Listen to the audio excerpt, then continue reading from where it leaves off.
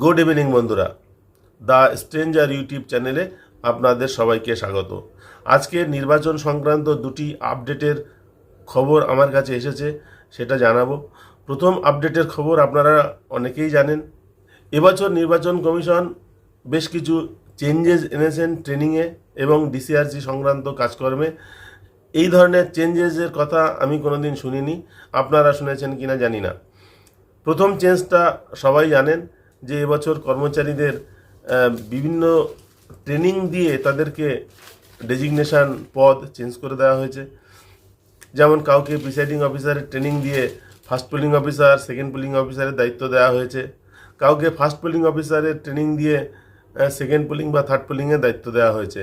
এই ধরনের চেঞ্জের কথা আমি কিন্তু কোনো দিন শুনিনি, এবছর দেখলাম এবং আশ্চর্য হলাম। 2 নম্বর আপডেটটা হলো, এবছর কিন্তু ডিসিআরসি অনেকের চেঞ্জ হয়ে গিয়েছে। আপনারা যারা ফাইনাল ট্রেনিংয়ের চিঠি পেয়েছেন তারা আরেকবার নির্বাচন কমিশনের ইএমএমএস এই পোর্টালে গিয়ে আরেকবার যাচাই করে নেবেন এবং দরকার মতো আপনারা নতুন চিঠি প্রিন্ট করে নেবেন।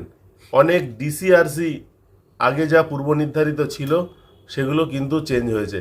আমি একটি উদাহরণস্বরূপ বলি, 122 নম্বর মিনাখা বিধানসভা, এই মিনাখা বিধানসভার ট্রেনিং হয়েছে বামন পুকুরিয়া SMM হাই স্কুলে এবং ডিসি অর্থাৎ ডিস্ট্রিবিউশন সেন্টার হিসাবে লেখা ছিল চিঠিতে, সেটা হচ্ছে বামন পুকুরিয়া হুমায়ুন কবির মহাবিদ্যালয়।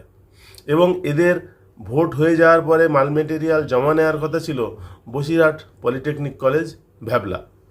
এই আরসি রিসিভিং সেন্টার চেঞ্জ হয়েছে, ডিসি এবং আরসি উভয়ই হবে হুমায়ুন কবির মহাবিদ্যালয় বামনপুকুরিয়া।